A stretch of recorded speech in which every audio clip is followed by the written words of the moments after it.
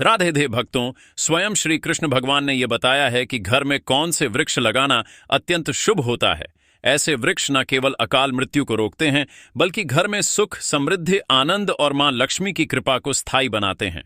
भगवान कहते हैं, जो लोग संपन्न होते हैं वे अपने घरों में विशेष प्रकार के पौधे लगाते हैं, इसलिए आप भी इन्हें अवश्य लगाएं ताकि आपके जीवन में भी शुभ फल प्राप्त हो।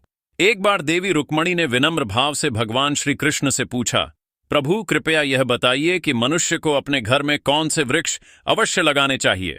कौन से वृक्ष दरवाजे के सामने रोपने से दरिद्रता दूर होती है और कौन से वृक्ष लगाने से शत्रु, रोग, भयभूत, प्रेत जैसी बाधाएं समाप्त होती हैं। भगवान श्री कृष्ण मुस्कुराए और बोले, प्रिय रुक्मणी, आज तुमने बहुत ही कल्याणकारी प्रश्न पूछा है।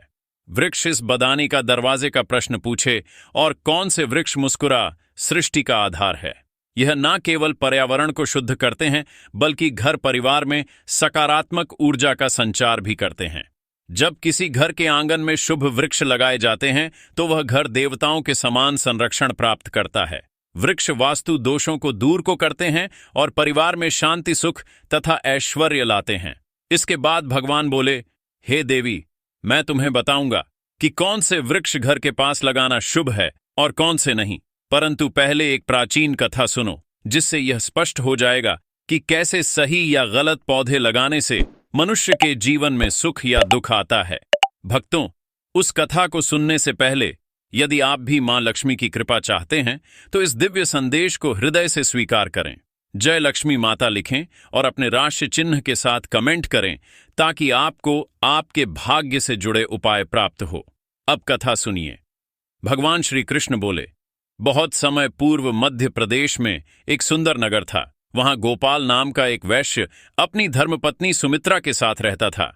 गोपाल अत्यंत धर्मनिष्ठ था और प्रतिदिन भगवान विष्णु की पूजा करता था। उसकी पत्नी सुमित्रा भी गृह कार्य में निपुण और धर्मपरायण थी। उनके घर में धन धान्य की कोई कमी नहीं थी। एक दिन सुमित्रा ने अपने आंगन में कुछ पौधे लगाने का विचार किया। उसने बिना जानकारी के सिर्फ वे पौधे लगाए जो उसे देखने में सुंदर लगे, परंतु वे पौधे वास्तु के अनुसार अशुभ थे। धीरे धीरे घर में कलह बढ़ने लगी। गोपाल के व्यापार में हानि होने लगी। घर में तनाव बढ़ गया और दोनों पति पत्नी के बीच झगड़े बढ़ते गए। अंततः उसका व्यापार पूरी तरह नष्ट हो गया और वह घुसपाती प्रसिद्ध पत्नी के बीच मनाना के लिए देखी करती को लाल गई और पत्नी के बीच भी प्रसिद्ध निर्धनता का जीवन जीने लगे। गरीबी और भूख से तंग आकर गोपाल की पत्नी अत्यंत क्रोधित हो उठी। उसने अपने पति से कहा, अब और नहीं सहा जाता, कुछ काम धंधा ढूंढो, यूं बैठे रहने से तो भूख ही मार डालेगी। बेचारा गोपाल गांव के कोने कोने में काम की तलाश में भटकता रहा, मगर किसी ने भी उसे काम नहीं दिया। थका हारा जब घर लौटा तो बोला, प्रिय, कोई भी मुझे काम देने को तैयार नहीं है। अब मैं कहां जाऊं, किससे मदद मांगूं? दोनों निराशा के समुद्र में डूब गए। गुजारे के लिए गोपाल ने पत्नी के सारे गहने तक बेच दिए, जो थोड़े बहुत पैसे मिले।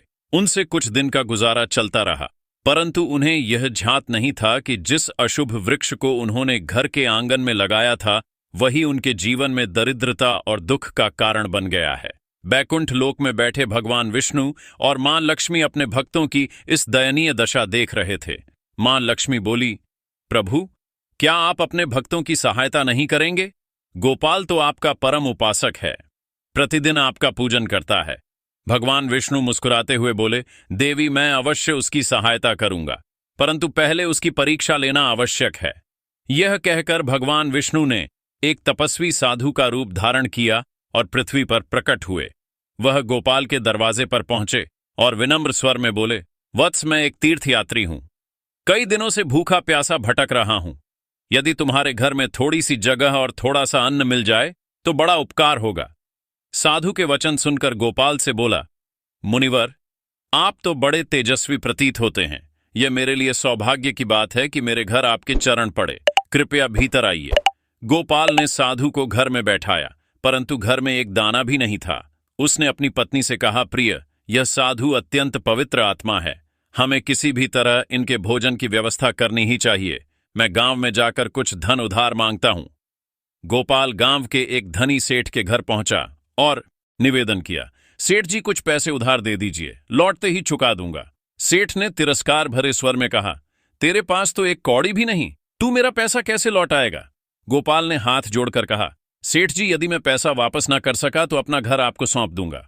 सेठ को दया आ गई और उसने कुछ धन दे दिया। बोला, ठीक है वैश्य, लेकिन वचन निभाना। गोपाल ने पैसे से दूध, चावल, सब्जी, आटा और शक्कर खरीदी और घर लौटाया।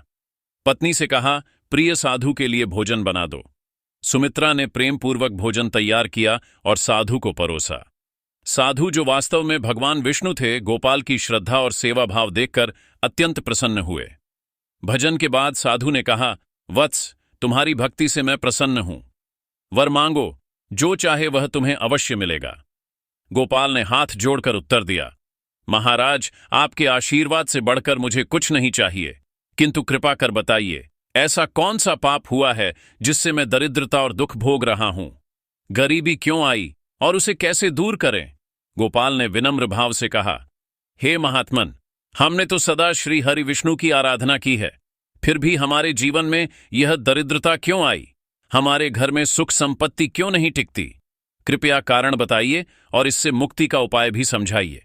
तब मुनि मुस्कुराते हुए बोले, हे वैश्य, जब मैं तेरे द्वार पहुंचा तभी जान गया था कि तुम्हारे जीवन में गरीबी और कष्ट क्यों है। तुम्हारे द्वार के सामने जो वृक्ष लगे हैं वही तुम्हारे दुर्भाग्य का कारण है। वे वृक्ष शुभ नहीं हैं, अपशकुन देने वाले हैं। इन्हें तुरंत हटाओ और उनकी जगह मंगलकारी वृक्ष लगाओ। गोपाल ने हाथ जोड़कर कहा, हे महात्मन, कृपा करके यह बताइए कि घर के समीप कौन से वृक्ष लगाने चाहिए जिनसे लक्ष्मी का वास हो, और किन वृक्षों से सदा दूरी रखनी चाहिए। कृपया विस्तार से समझाइए। तब आचार्य ने कहा, हे गोपाल, ध्यानपूर्वक सुनो। जो व्यक्ति अपने घर या जलाशय के समीप पीपल का वृक्ष लगाता है वह 100 यज्ञों के फल का अधिकारी बनता है। पीपल के पत्ते जब जल में गिरते हैं तो वे कुर में पत्ते जब जल में गिरते हैं तो व्यक्ति कार्य के लिए भीतर पड़ने के लिए देवताओं को अर्पण समान समान माने जाते हैं और पितरों को तृप्त करते हैं। इससे समस्त पितृदोष समाप्त हो जाते हैं। जो व्यक्ति प्रतिदिन स्नान कर पीपल वृक्ष को स्पर्श करता है वह पापों से मुक्त होता है और जीवन में कभी पराजित नहीं होता।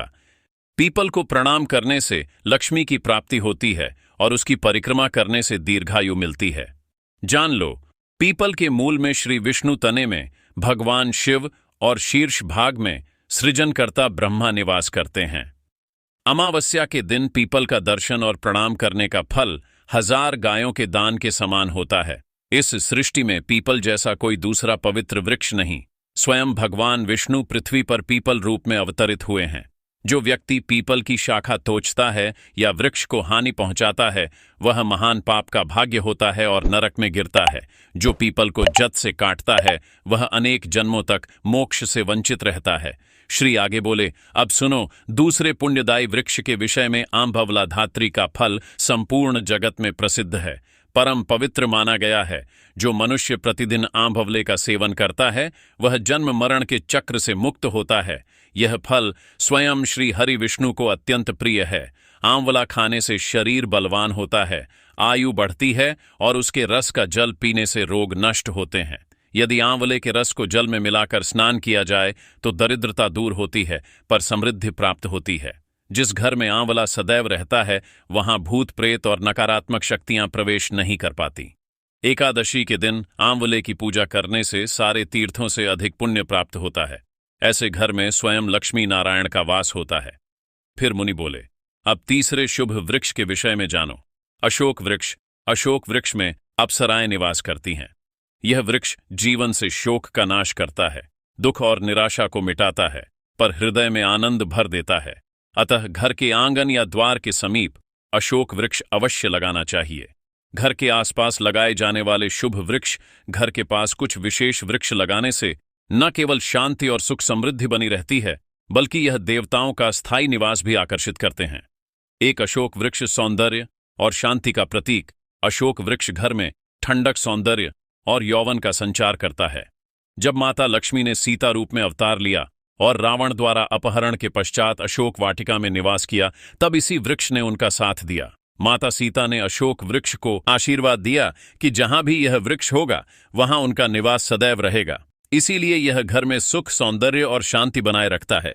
2 पाक वृक्ष यज्ञ के समान पुण्य देने वाला हर व्यक्ति को पाकड़ का वृक्ष अवश्य लगाना चाहिए।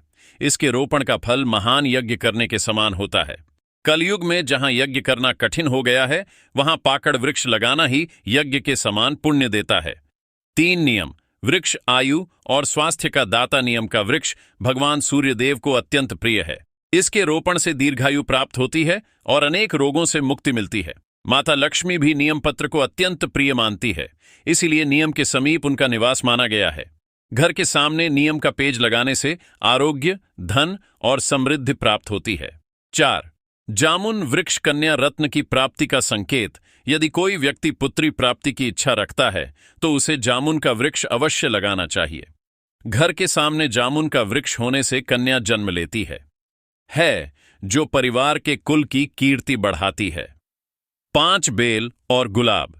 शिव पार्वती का संयुक्त निवास बेल वृक्ष में भगवान शिव का और गुलाब में माता पार्वती का निवास माना गया है।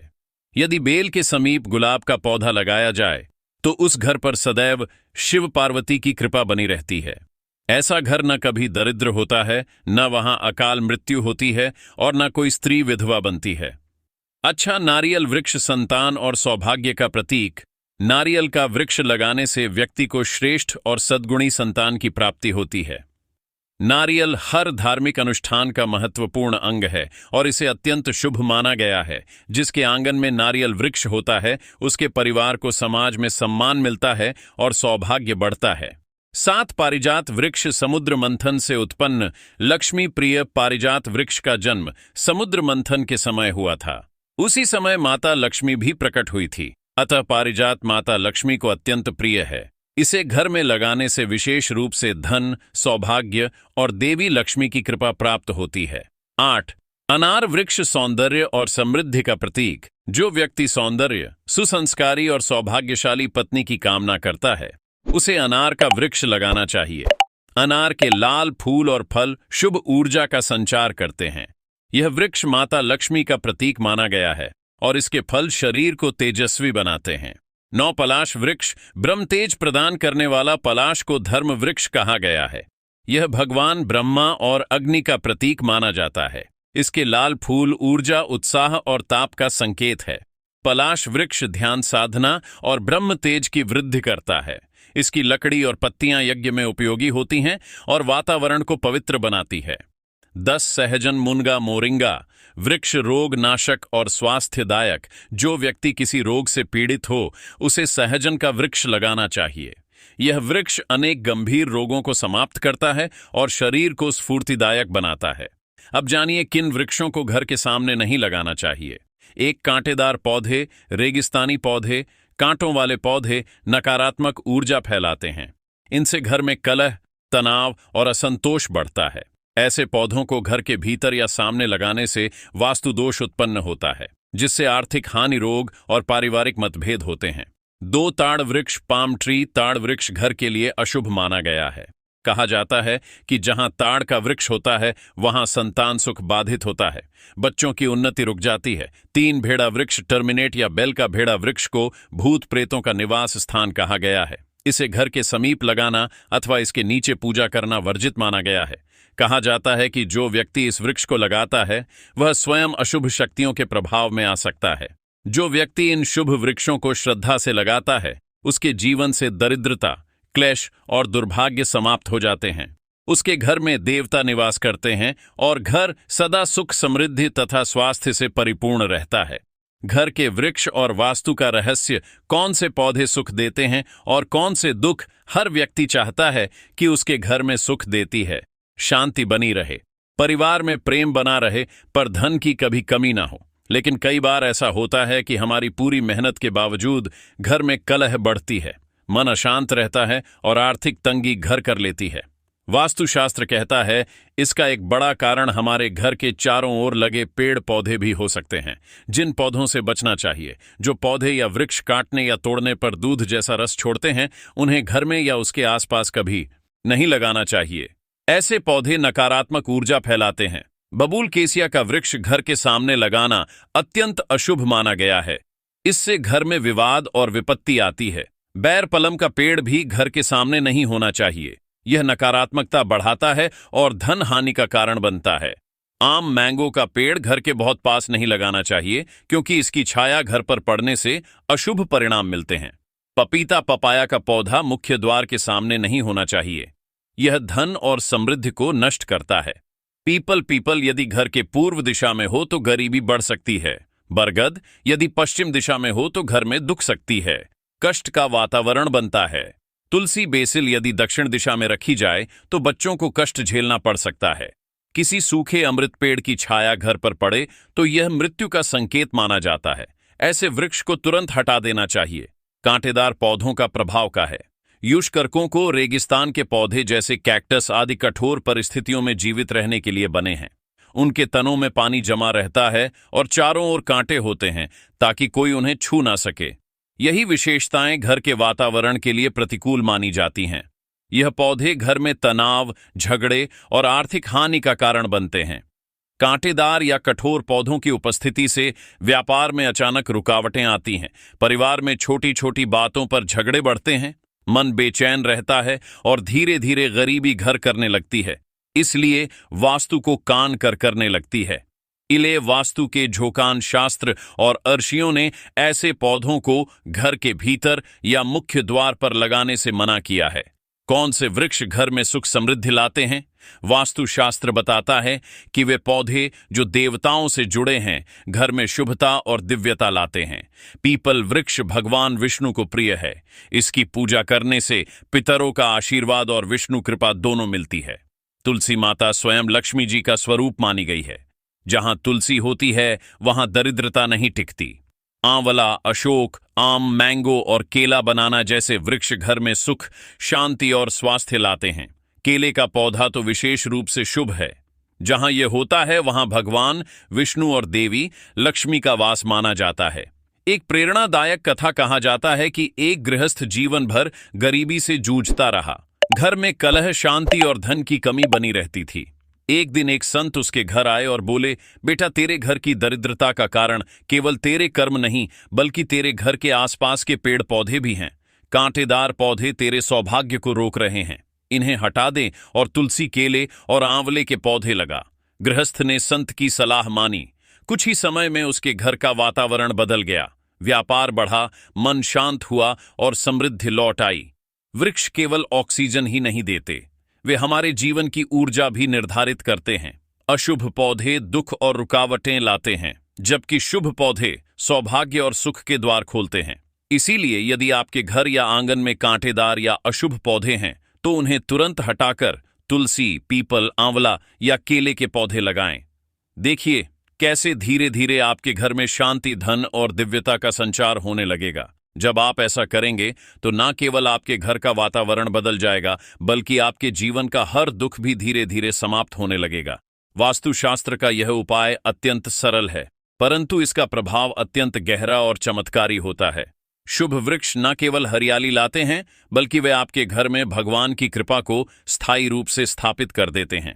जहां भगवान की कृपा होती है वहां दरिद्रता नहीं टिकती, पर धन संपत्ति अपने आप बढ़ने लगती है। इसीलिए हे भक्तजनों, यदि आप चाहते हैं कि आपके जीवन में कभी धन की कमी ना हो, आपके परिवार में सदैव सुख और शांति बनी रहे और मां लक्ष्मी का स्थायी वास आपके घर में हो, तो कभी भी अपने घर में रेगिस्तानी या कांटेदार पौधों को न उगने दें। इसके स्थान पर शुभ और पवित्र वृक्ष लगाएं और उनकी प्रतिदिन देखभाल करें। यह उपाय अत्यंत सरल, प्रभावी और जीवन को बदल देने वाला पुर्यबल। तो ये आज की जानकारी वीडियो कैसी लगी? अच्छी लगी हो तो वीडियो को लाइक कर दें और हमारे YouTube चैनल प्रेमानंद भक्ति न्यूज को सब्सक्राइब करें। कमेंट बॉक्स में राधे राधे जरूर लिखें।